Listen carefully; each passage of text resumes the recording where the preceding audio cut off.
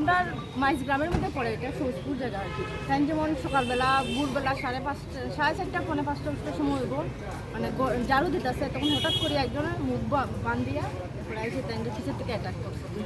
তাই যেমন মানে হাতটা এরকম করে ধরছে, তো তখন গলাটার মধ্যে লাগছে, হাতের মধ্যেও তাই কাটছে।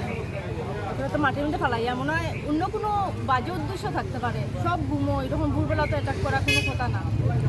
এরপরে তারা যেমন তারা পাশে বাড়ির মানুষ, তো তারা যেমন চিনছে আর কি, তারা পাশেরই একজন মানুষ, তাই এরকম দিয়া তারা বেশি তারা লোকে মারলো। তারপরে তারা সব যারা আছে তারা দিয়া বুয়া, এরপরে আমরা খবর পাইলাম, আমরা গেলাম। আমরা আইসি মেন উদ্দেশ্য হইলো একজন মহিলার উপরে এরকম এটা এটা তো আমরা কোনোদিনও মান্য আনতে পারতাম না।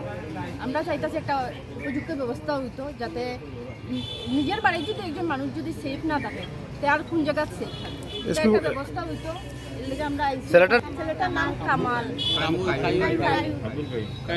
আব্দুল কাইম। ডিটেলস আছে, আমরা সবটা লইছি, ওখানে আমরা যাইমু গেছিল। এসপি স্যারের লগে কিতা কইছেন? এসপি স্যার তো আমরা একটা রিটেন লেখমু, লেখিয়া গিয়ে আমরা এখন থানা যাইমু।